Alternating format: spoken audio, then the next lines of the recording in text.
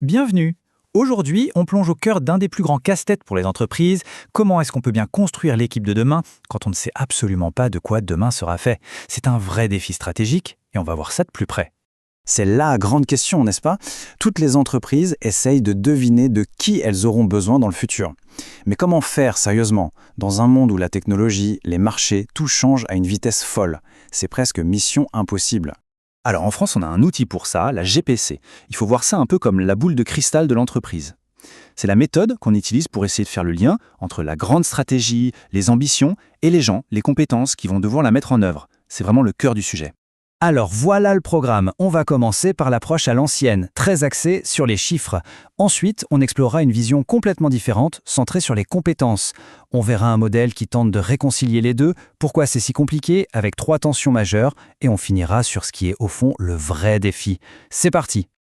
Ok, premier arrêt, le passé. Au tout début, quand on parlait de planifier les effectifs, c'était avant tout une histoire de maths, une affaire de chiffres. L'idée, elle était assez simple en fait. Il fallait gérer les flux. On comptait les gens qui arrivent, ceux qui sont promus, ceux qui partent. L'objectif, c'était juste de s'assurer qu'on avait le bon nombre de personnes au bon endroit, au bon moment. Un peu comme on gère des stocks dans un entrepôt. L'humain, c'était une ressource à quantifier, tout simplement. Et ce schéma l'illustre parfaitement. On voit bien la logique mécanique. Prenez une nouvelle technologie, hop, ça augmente la productivité. Ça peut faire baisser les prix, ce qui va jouer sur la demande, et, à la fin de la chaîne, sur le nombre de postes dont on a besoin. C'est une pure relation de cause à effet, un système bien huilé, presque mathématique. Le problème, c'est que cette approche a de grosses limites. D'abord, elle passe complètement à côté de la qualité du travail, de la nature même des compétences. Ensuite, elle voit les salariés comme une simple variable d'ajustement. La stratégie est décidée en haut et on ajuste les effectifs en bas. Et puis surtout, elle part du principe qu'il y a un lien direct, presque automatique, entre technologie et emploi. Or, on sait bien aujourd'hui que c'est beaucoup plus compliqué que ça. Et face à ces limites, il y a eu un vrai basculement, un changement de paradigme en stratégie. On a arrêté de se focaliser uniquement sur ce que l'entreprise vendait pour s'intéresser à ce qu'elle savait faire. C'est l'arrivée de l'approche par les ressources. Et là, le changement est total. D'un côté, on avait l'idée qu'une entreprise, c'est un catalogue de produits. De l'autre, la nouvelle vision. Une entreprise, c'est un portefeuille de compétences. L'avantage sur les concurrents, il ne vient plus seulement du produit fini, mais de ce savoir-faire unique qui permet de le créer. C'est une révolution.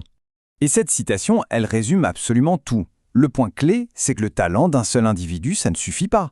Ce qui fait vraiment la différence, c'est la façon dont toutes ces compétences individuelles sont combinées. Comment elles interagissent.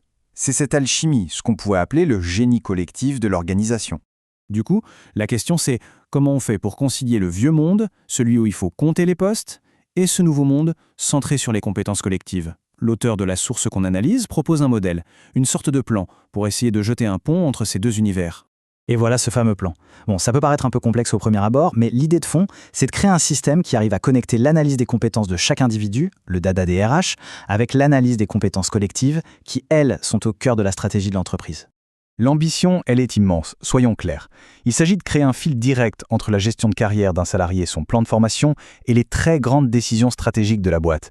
C'est une tentative pour que les RH et les stratèges parlent enfin la même langue. Mais évidemment, ce serait trop beau si c'était simple.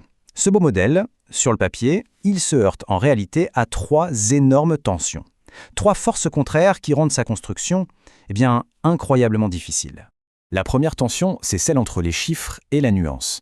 D'un côté, on a absolument besoin de données chiffrées pour faire des prévisions, gérer les budgets, éviter les sureffectifs. Mais de l'autre, la vraie valeur d'une compétence, c'est qualitatif, c'est subtil, ça ne se met pas facilement dans une case Excel. Comment on réconcilie les deux? Deuxième tension, la stratégie contre les ressources. C'est l'éternel débat. Est-ce que la stratégie est décidée en premier, et c'est aux humains de s'adapter, ou bien est-ce que l'entreprise doit d'abord regarder les talents incroyables qu'elle a en interne et construire sa stratégie autour de ces talents? C'est le choc entre s'adapter à et partir de. Et enfin, 3e et dernière tension, celle entre l'individu et le collectif.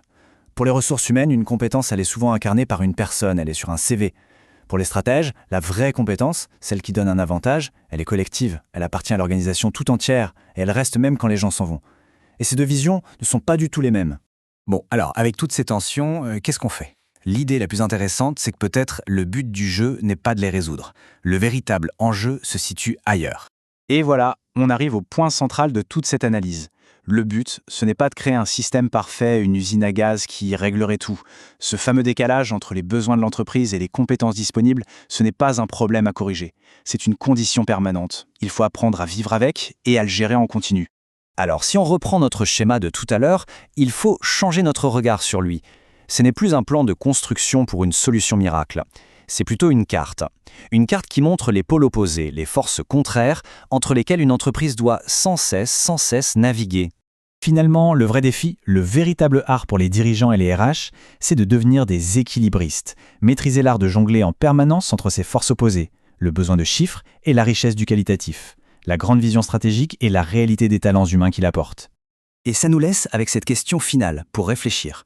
Pour une entreprise aujourd'hui, est-ce que le but est de chercher un équilibre parfait, un point idéal qui au fond n'existe peut-être pas ? Ou est-ce que la plus grande des compétences, ce n'est pas justement de savoir maîtriser ces tensions permanentes et même de s'en servir comme d'un moteur pour innover ? La réponse définit sans doute les gagnants de demain. Merci beaucoup.